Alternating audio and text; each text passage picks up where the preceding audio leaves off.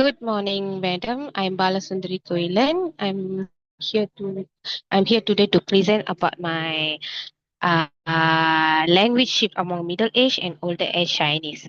So this is my article. My title of my article is Language Shift Among Middle Age and Older Chinese in Penang, Malaysia.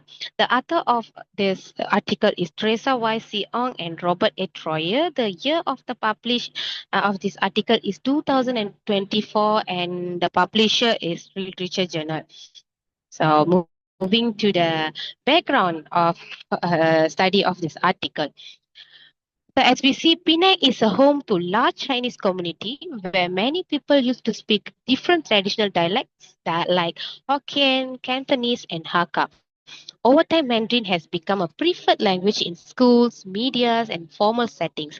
This shift has affected younger people the most, but the study looks at how people over the age of 30 are also gradually using Mandarin more, especially in mixed generation of conversation. Moving to my next slide, which is the problem statement. As we see the problem statement, my first point is going to be the focus on people and students. Most research on language shift in Malaysia tends to focus on young people and students.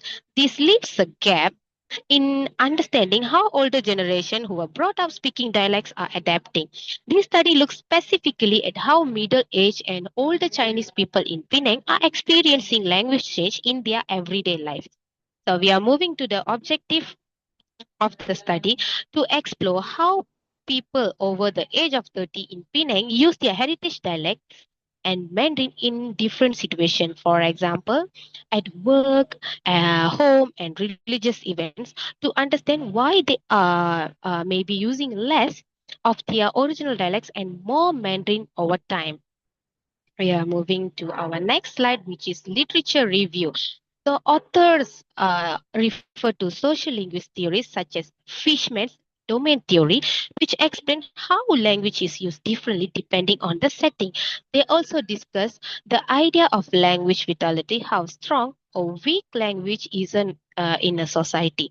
Previous studies shows that younger Malaysians are shifting to Mandarin Malaysian, but this article adds to the conversation by using on adults. Moving to the methodology, the researchers interviewed 43 Chinese Malaysian aged 30 and above. The participant came from various dialects background and the interviews focused on which language they use in a daily life and why. The answers were grouped into teams to spot common patterns. Next, we are moving to the findings of this article. Many participants said they now speak more Mandarin than before, especially with younger relatives and publics.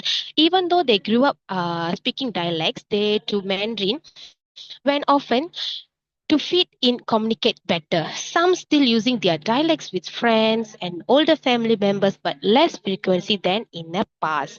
Moving to our discussion part. The studies that the language shift isn't only happening among teenagers or children. Adults also are facing gradually replacing them with Mandarin. One reason is seen as more practical and more modern. However, many still feel emotionally connected to the dialects and feel sad seeing them fade. My next slide is going to be the practical implication. The findings highlight the needs to create more awareness and opportunities to pressure dialects. This could including organizing cultural events, producing dialect-based content of offering classes that encourage younger people to learn and use their ancestral language. Our next slide is going to be the strengths and the weakness of this article. Cultural, my first point for the strength is going to be the cultural relevance, which is the study sheds light on how language connect to identity, especially in a multicultural state like Penang, where Chinese culture is rich and rooted. My second point is going to be focused on the age group. Middle age and older speakers are often neglected in studies, which usually focus on youth. This study fills that gap by focusing on an important group for language preservation. My third point for the strength is going to be the sociolinguistics insights. It highlights the influence of family, education, government policy, and media on a language use shift. Moving to the weakness now, my first point is going to be the limited sample size. Studies focusing on especially specific communities might not represent all Chinese groups in Malaysia. Subjective. My second point for the weakness is going to be the subjectivity. If it's qualitative interpretation may be influenced by the researcher bias or participants' memory reliability. My third point is going to be a lack of longitude data. Most of studies are cross-sectional, meaning they capture only a single point in time, not over language use changes decades. So we are moving to the next part, which is summary, the critical summary part. This article offers meaningful insight into how older Chinese Malaysians are dealing with language change in their daily lives. Unlike other studies that focus mostly on children's, on younger peoples, this one pays attention to how middle-aged and older adults are also affected. It turns out that many people in these groups are slowly replacing their traditional dialects with Mandarin, especially when they're talking to younger family members. This study's strength is also when lies in how it gives voice to older speakers who feel pride and sadness. Pride in keeping part of their identity alive and sadness that their children don't share the same linguistic heritage. Many participants admitted that they use speak Hokkien or Cantonese fluently, but they are use Mandarin more often because it's expected or more widely understood. Uh, this change sorry this change doesn't is such this change doesn't come from a lack of love for their dialects, but from practical reasons such as the education system and job demands.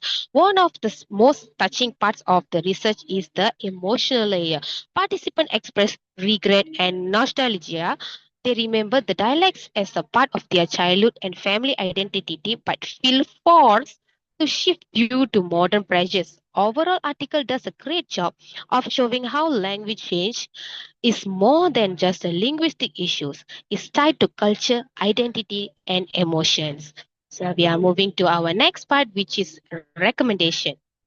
To better preserve heritage languages, community and schools should offer activities for programs that include dialects, for example, through songs, plays, or digital contents. Future research should also look at other regions in Malaysia as possibly include larger sample size to confirm these findings uh, as from Malaysia.